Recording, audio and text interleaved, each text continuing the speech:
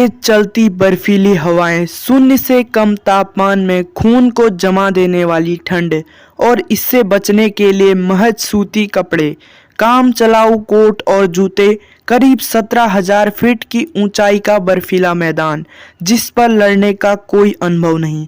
सामने से self loading rifle, असला बारूद से लैस होकर आती दुश्मन की बड़ी बड़ी सेना की टुकड़ियां, जिनसे मुकाबले के लिए ऑफिसर ने तुरंत कोई भी सैन्य मदद दे पाने के लिए हाथ खड़े कर दिए।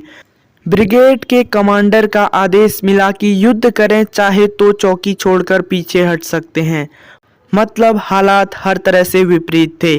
फिर भी जाबाज सिपाही अपने मेजर के नेतृत्व में दुश्मन सैनिकों से लड़े और ऐसा लड़े कि दुश्मन सेना को कहना पड़ गया कि हमें इनसे ज़्यादा नुकसान झेलना पड़ा। ये कहानी है रेजांगला की लड़ाई और मेजर शैतान सिंह की। साल था 1962। रेजांगला के चुशुल सेक्टर में कुमाऊं रेजिमेंट की 13वीं बटालियन के 120 जवान तैनात थे। चार्ली कंपनी की कमान मेजर शैतान सिंह के हाथों में थी और सभी जवान 3 पलटन में अपनी अपनी पोजीशन पर थे। भारत चीन युद्ध के दौरान ये इकलौता इलाका था जो भारत के कब्जे में था। एलएसी पर काफी तनाव था और सर्द भरे मौसम की मार पड़ रही थी, पर जवान मुस्तैदी से सीमा की सुरक्षा में खड़े थे।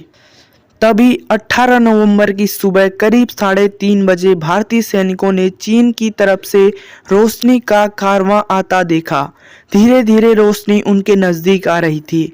फायरिंग रेंज में आते ही जवानों ने गोलियां दागनी शुरू कर दी, लेकिन कुछ देर बाद दुश्मन और नज़दीक आया तो उसकी चाल का पता चला। दरअसल चीनी टुकड़ियों की पहली कतार में याक और घोड़े थे, जिनके गले में लालटेन लटकी थी। सारी गोलियां ने छल्ली कर गई, जबकि चीनी सैनिकों को एक भी बुलेट नहीं लगी। चीनियों को भारतीय जवानों के पास कम असला बारूद होने की बात पता थी, इसलिए उनकी कोशिश थी कि भारत के हथियार खत्म कर दिए जाएं ताकि आसानी से कब्जा हो सके। लेकिन दुश्मन को भारत माँ के लिए कुर्बान होने वाले सैनिकों का जोश का अंदाजा बिल्कुल भी नहीं था। सुबह करीब 4 बजे सामने से फायर आया। 8-10 चीनी सिपाही एक पलटन के सामने आए तो हमारे जवानों ने 4-5 चीनियों को मार गिराया, बाकी भाग गए। उधर 7 पलटन के एक जवान ने संदेश भेजा कि करीब 400 चीनी उनकी पोस्ट की तरफ आ रहे हैं। तभी 8 पलटन ने भी मैसेज भेजा कि रीच की तरफ से करीब 800 चीनी सैनिक आ रहे हैं। मेजर शैतान सिंह को ब्रिगेड का आदेश मिल चुका था कि युद्ध करें या चाहे तो चौकी को छोड़कर लौट सकते हैं, पर उन्होंने पीछे हटने से मना कर दिया। मतलब किसी भी तरह से सैन्य मदद की गुंजाइश नहीं थी। इसके बाद मेजर ने अपने सैनिकों से कहा, अगर कोई वापस जाना चाहता है तो जा सकता है, पर सारे जवान अपने मेजर के साथ थे। रणनीति बनाई गई, फायरिंग रेंज में आने पर ही दुश्मन पर गोली चलाई जाए। मेजर हर पलटन के पास जाकर एक एक जवान का हौसला बढ़ाते थे। कुछ देर की गोलीबारी के बाद शांति छा गई। 7 पलटन से संदेश मिला कि हमने चीनी सैनिकों को खदेड़ दिया है और सभी जवान सुरक्षित हैं। तभी चीनियों का एक गोला भारतीय बंकर में आ गिरा। मेजर ने मोर्टार दागने को कहा। चीनी कुछ देर के लिए पीछे हट गए। इसके बाद दुश्मन ने भारतीय चौकियों पर एक साथ गोलाबारी शुरू कर दी। हथियार धीरे धीरे और कम होते रहे तो मेजर ने जवानों को कहा कि एक फायर पर एक चीनी सैनिक मार गिराओ और उनकी बंदूक हथिया लो। हमारे जवान फिर से चीनियों पर भारी पड़ने लगे तो वे दुगनी ताकत के साथ अधिक संख्या में लौटे। जबरदस्त बम्बार्डिंग शुरू हो गई थी। इसमें भारत के 3 पलटन के बंकर तबाह हो गए। जवानों के शव इधर उधर बिखर गए। घाटी में बिछी सफेद बर्फ पर खून के निशान दिख रहे थे। तभी सामने से चीनी सैनिकों की एक और टुकड़ी धावा बोलते हुए आ रही थी। बड़ी तादाद में आए चीनियों ने भारतीय लड़ाकों को एक एक कर निशाना बनाना शुरू किया। इसी बीच मेजर शैतान सिंह की बाह में सेल का टुकड़ा लगा। एक सिपाही ने उनके हाथ में पट्टी बांधी और आराम करने के लिए कहा, पर घायल मेजर ने मशीन गन मंगाई और उसके ट्रिगर को रस्सी से अपने पैर पर बंधवा लिया। उन्होंने रस्सी की मदद से पैर से फायरिंग शुरू कर दी। तभी एक गोली मेजर के पेट पर लगी।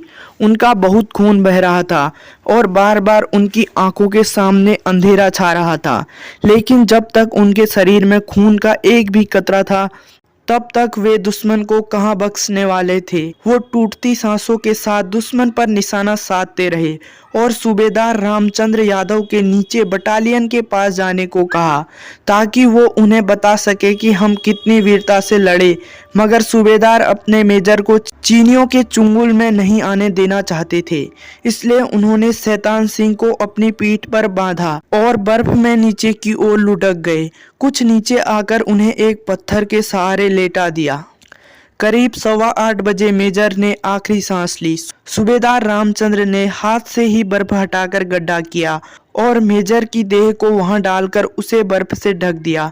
कुछ समय बाद युद्ध खत्म हुआ तो इस इलाके को नो मैंस लैंड घोषित किया गया। रेजांगला में कोई नहीं गया तो किसी को पता ही नहीं था कि इन जवानों के साथ क्या हुआ। अगले साल फरवरी में जब एक गडरिया चुशुल सेक्टर की तरफ गया तो उसे वहां सिर्फ बर्फ दबी हुई लाशें दिखी। उसने फौरन नीचे आकर भारतीय चौकियों में जानकारी दी तो पता चला कि ये भारतीय सैनिकों के शव हैं।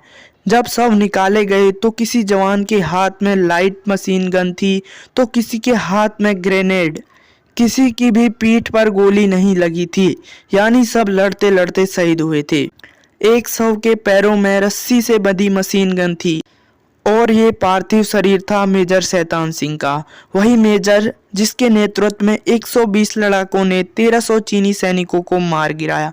रेजांगला में हुई इस लड़ाई में 114 भारतीय जवान शहीद हुए और 5 सैनिकों को युद्धबंदी बना लिया गया। मगर जिस बहादुरी से ये जवान देश के लिए कुर्बान हुए उसे देखकर चीन ने भी माना कि उसका सबसे ज़्यादा नुकसान रेजांगला में हुआ। तो दोस्तों, आज का वीडियो आपको कैसा लगा? यदि वीडियो पसंद आए तो लाइक कीजिए, चैनल पे नहीं हो सब्सक्राइब कीजिए। Thanks for watching.